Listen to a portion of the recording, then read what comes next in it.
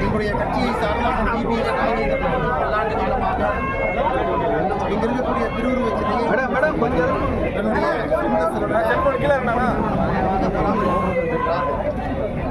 அதே போல என்னோட அண்ணன் கருணாகராஜ் உட்பட மூத்த தலைவர் என்னோட எல்லா ஆண்டும் கூட இங்கே வருவது ஒரு பெருமை. இந்த ஆண்டும் கூட இதைவிட பெருமையாக நான் எதையும் கருதி இருக்கிறேன். 2015 டிசம்பர் மாதம் நம்முடைய மத்திய அரசு அப்போதைய அமைச்சராக இருந்த ரவிசங்கர் பிரசாத் அவர்கள் நம்முடைய மாநில தலைவர் நம்ம தமிழிசை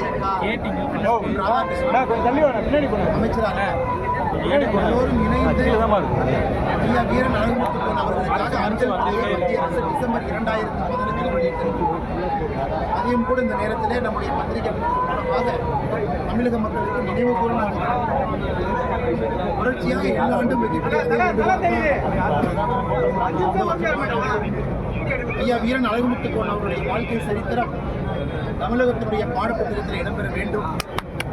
அது எல்லா குழந்தைகளுக்கும் கூட இவருடைய அருமை பெருமை எல்லாம் கூட பள்ளிக்கூடத்திலே நாம் சொல்லிக் கொடுக்க வேண்டும். வெறும் 31 வயசு தாண்டி வெறும் பள்ளி தள்ளி முதல் இந்திய சுதந்திர போராட்டம் என்கின்ற வரலாறு மறுபடியும் நாம் எழுத ஆரம்பித்தோம் அப்படின்னா 1750, 55, 58, 59 காலகட்டத்தில் நாம் எழுதணும்.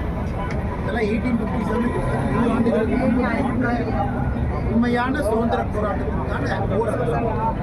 அதிலே தன்னுடைய இன்னுயிரை நீட்டு ஒரு பீரிங்கு முன்னாடி நிற்க வச்சு இவரை சுக்குநூறாக பிளந்து பொழுது கூட ஒரு சிரிப்போடு ஒரு புன்னகையோடு அதை எதிர்கொண்டு வர மாட்டேங்கிறதுனால் எல்லா ஆண்டும் கூட நாங்கள் வைக்கக்கூடிய அதே வேண்டுகோள் முதலமைச்சர் அவர்கள் இங்கே வந்து மரியாதை செலுத்துவது சந்தோஷம் என்றாலும் கூட அவர் தமிழ்நாட்டினுடைய பாடப்புத்தக நிறுவனத்திற்கு ஆர்டர் போட்டு இவருடைய வாழ்க்கை சரித்திரம் பாடநெறி இடம்பெற செய்ய முதலமைச்சர் அவர்கள் செய்வார்கள் நம்பிக்கை இருக்கு.